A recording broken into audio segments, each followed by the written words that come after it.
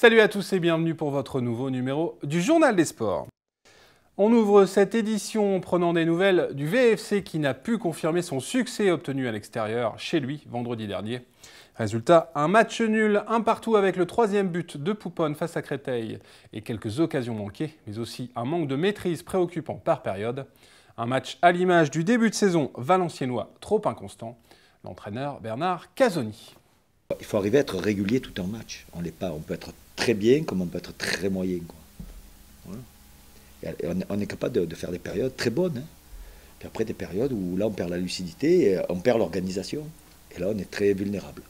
C'est un peu normal de se retrouver dans cette situation-là. Il y a des gars, il y avait des gars, bon Liès c'était son premier match comme titulaire, Kenny qui a joué stopper. Je veux dire, il y a des petits changements aussi.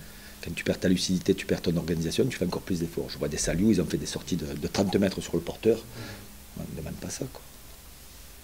Donc c'est pas physique. Cette sixième journée de Ligue 2 aura permis de voir à nouveau débuter le jeune Liès Houri. La bonne nouvelle, c'est que ce jeune se fait maintenant plus remarquer sur le terrain que sur les réseaux sociaux. Du haut de ses 18 ans, le milieu offensif a débuté une rencontre pro pour la troisième fois de la saison. Et le jeune joueur n'a pas fui ses responsabilités en proposant des solutions et en tentant, parfois un peu trop. Bernard Casoni et Fabrice Abriel nous en disent plus sur ce jeune joueur. S'il joue, c'est que j'ai confiance en lui, que ça mérite de jouer, tout simplement. Je ne suis pas là à faire plaisir à l'un ou à l'autre. Il a fait un bon début de match. Après, ça s'est étiolé, mais tu ne peux pas demander à Liès de prendre les choses en main. Hein. C'est petit à petit. Voilà, d'avoir débuté un match, c'est bien pour lui. C'est déjà bien. Mais bon, il y a du boulot encore. Son poste, ça demande d'avoir une aisance sur le match, d'avoir une gestion et de lire le match. Quand on dit voilà, il est mature, c'est parce qu'il est décisif. Parce qu'il commence à chaque fois, à chaque prise de balle, il fait la différence, il donne le ballon pour marquer, il fait peut-être pas la dernière passe, mais l'avant-dernière, il fait les décalages. C'est pas encore le cas. Là, il touche beaucoup de ballons, il demande, il a du volume, il a de l'envie, mais c'est pas encore, il peut pas rayonner. C'est pas le moment. En tout cas, sur ce que je lui demande, sur les objectifs qu'on lui met, il essaye il les met en place, quoi. Voilà. Sur le comportement, j'ai rien à lui dire. Donc moi, ce qu'il y a eu avant, ça m'intéresse pas. Moi, c'est ce qu'il fait là, ce qu'il fait tous les jours qui m'intéresse. Au classement, le VFC reste donc en queue de peloton à la 20e place du championnat. Avec 5 points au compteur, VA est tout de même ex-aequo avec le 16e, à seulement une victoire de la 7e place. Un succès qu'il serait bon d'aller chercher dès ce week-end avec un déplacement prévu vendredi soir sur la pelouse de Niort, actuelle 10e. Le coup d'envoi de la rencontre sera donné à 20 h. Et puis Valenciennes enchaînera ensuite avec 2 matchs à domicile et notamment le lundi 22 septembre à 20 h 30 avec la réception de Clermont, entraînée par Corinne Diacre. Voilà, et puis côté foot amateur, pour les fanades du Temple qui ont pu voir Rudy Mater s'entraîner avec le club de quartier valenciennois et même participer à son dernier match amical. Désolé, mais l'ex-joueur de VA ne devrait pas signer dans l'équipe de Mohamed Benchetouya. Rudy Mater est toujours en attente d'une offre intéressante en National ou en Ligue 2.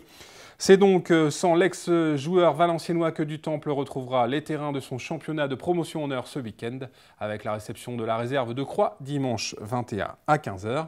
Summer, battu lors de la première journée de première division de district, est passé tout juste en Coupe de l'Escaut ce week-end face à Tri. Tentera lui de se relancer en championnat avec la réception à la même heure et le même jour d'Auby Asturie. Enfin, toujours dimanche à 15 h et à domicile, Saint-Va tentera de continuer son sans faute en deuxième division. Après avoir battu Beuvrages chez lui en Coupe de l'Escaut, Saint-Va revient sur ses terres pour accueillir Étreux ce dimanche après-midi. On revient maintenant sur un des temps forts du dernier week-end sportif valenciennois, la course des foulées du vignoble organisée par l'US Valenciennes Athlétisme. Malgré le froid matinal et la brume, ils ont été 323 coureurs à se lancer sur les 3 distances proposées lors de cette 25e édition des foulées. Sur le 1,5 km ouvert aux jeunes, à noter la victoire de Quentin Tretchevich chez les garçons et Amel Fella chez les filles. Sur le 4 km, Pierrick Bernard s'impose en 12 minutes 05 devant Émilien Hollande et Brice Menet chez les hommes, tandis que l'USVA s'offre un doublé chez les féminines avec la victoire de Mathilde Anuise devant Manon Chemin, Florence Brimance complétant le podium. On écoute la Belge de l'USVA, vainqueur pour sa première participation au vignoble. C'était cool. Je ne suis pas partie trop vite hein, parce que j'avais eu les recommandations du coach. Pas partir trop vite. Et puis après les escaliers, j'ai commencé à accélérer tout doucement et j'ai rattrapé. Je me suis pas, il n'y a pas un moment donné où je me suis sentie fatiguée, où j'ai craqué. Je n'étais pas trop renseignée du niveau. Maintenant, on m'avait dit que... Enfin, j'ai une amie qui courait avec moi là. Elle m'avait dit que l'année passée, elle avait été première. Et comme je sais qu'à l'entraînement, je suis un petit peu devant elle, ben, donc voilà, je m'y attendais un petit peu d'être première. Oui, ça va, je reviendrai. Si je suis libre, je viens. Et puis sur la course phare, le 8,7 km, Pierre Poteau a survolé la course des hommes en 28 minutes 13, terminant plus de 40 secondes devant Emilien Hollande et 1 minute 30 devant Pierrick Bernard. Il faut dire que les deux hommes ont doublé les distances et donc enchaîné les deux courses avec seulement quelques minutes de récupération entre deux. On écoute ces deux forçats de la course, à peine essoufflés après leurs deux efforts consécutifs. C'est vraiment dans le cadre de la préparation, c'est le 4 km vraiment, on a couru sur un tempo assez facile pendant 2 km.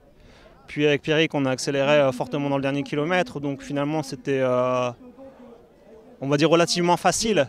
Le 9 km je l'ai pris comme un gros seuil on va dire, sur des allures de 3,30, pour nous c'est des allures relativement faciles. Mais sur un parcours comme ça, quand même, ça avance quand même, on peut dire ça, ouais. Mais il n'y a pas de problème niveau blessure, non. C'est surtout sur le 4 où il a décidé de lancer une mine à 2 km de l'arrivée. Je lui ai fait mal, mais il m'a battu, donc au final, c'est moi qui ai eu le plus mal. Hein. Il y a eu ma tête, donc il y a eu mon scalp. Donc non, on s'est fait mal mutuellement, on s'est fait plaisir, on s'est bien amusé, on va dire ça comme ça. Bon, je suis satisfait parce que l'important c'était de gagner au moins une course des deux. Je gagne le 4, après j'enchaîne le 9. J'ai un peu mal au mollet, donc je cours tranquille et je finis 3e, donc je suis content. C'est des coureurs de niveau national, hein. Pierrick Bernard, c'est un super athlète, du 1500 10 km, super comblé. Et puis Pierre Poteau, il est reconnu dans toute la région comme l'un des meilleurs coureurs sur route. Donc quand on arrive ici et qu'on voit ce genre de coureur, on se dit waouh, c'est pas mal quand même pour le club de Valenciennes et pour l'événement ici des foulées vignobles. Toujours en athlétisme, à noter également que l'événement Color Mirade débarque ce samedi 20 dans les rues de Valenciennes. Cette troisième édition en France d'une course de 5 km sans chrono ni classement, mais très colorée puisque les participants sont aspergés de fécule de maïs multicolores tout au long d'une course qui ressemble avant tout à une fête. Et les départs seront donnés au complexe sportif Pierre Carousse à 12h30 et 13h. Le village sera ouvert dès 11h le jour même et les 2 jours précédents toute la journée. Enfin, le festival de musique se déroulera de 13h à 16h30 toujours aux alentours du complexe Pierre Carousse avec un DJ set qui promet de mettre l'ambiance. Attention, la circulation et le stationnement seront interdits ou limités dans le secteur de Fort-Minic, du square du Rieur, de la place Poterne, de la rue des Glacis, de la Longue-Chasse et du 327e régiment d'infanterie, mais aussi du boulevard Eisen. Pour les non-coureurs, prenez donc vos précautions ce samedi 20 septembre. Le même week-end sera aussi consacré à la bicyclette avec l'événement Valencycle porté par la ville et l'association Droit au vélo. Samedi 20, brocantes, stands, ateliers et animations rythmeront la journée sur la place d'Armes. Pour plus d'informations, vous pouvez contacter la DAV au 03 20 86 17 25.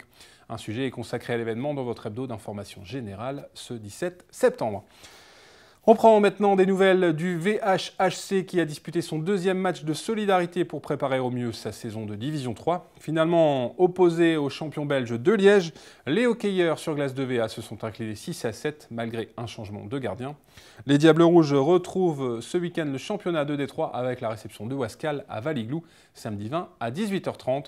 Pour les plus jeunes à qui ces noms doivent parler, notez bien que Max et Mango seront à la patinoire pour une dédicace en marge de la première rencontre de la saison du VHHC. Ce samedi, ce sera également les débuts officiels de l'USTT Valenciennes. Toujours en National 3 comme la saison précédente, les protégés du président Cazès débutent eux aussi ce nouvel exercice à domicile. Pour les fans de tennis de table, notez bien l'horaire de cette rencontre qui aura lieu à Fort-Minic et qui débutera à 17h.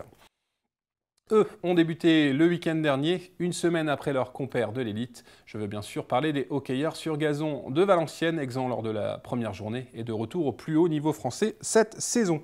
En déplacement à Wattignies dimanche dernier, les joueurs de Camille Vanek n'ont pas démérité, menant même 2-0. Mais ils ont été rapidement rejoints puis dépassés en seconde période pour finalement s'incliner 3-2.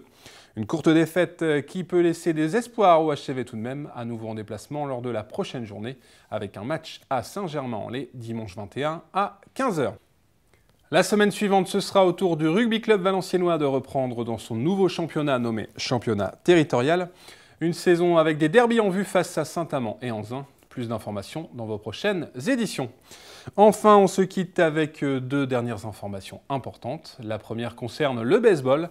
Les Vipères vont inaugurer leur nouveau stade et en grande pompe ce dimanche 28 septembre. Le JDS sera bien évidemment présent le jour même, mais nous vous en dirons plus dès la semaine prochaine. Et puis, notez qu'en plus de la traditionnelle école de tennis, les cours collectifs de squash et de badminton à destination des enfants et adultes vont reprendre au TSBV à partir du 23 septembre. Pour tous les renseignements, vous pouvez contacter le club au 03 27 46 14 03 ou via son site officiel www.tsbvalenciennes.com. Voilà, c'est la fin de votre journal des sports. Merci de l'avoir suivi. Très bonnes semaines à toutes et à tous. Bye bye.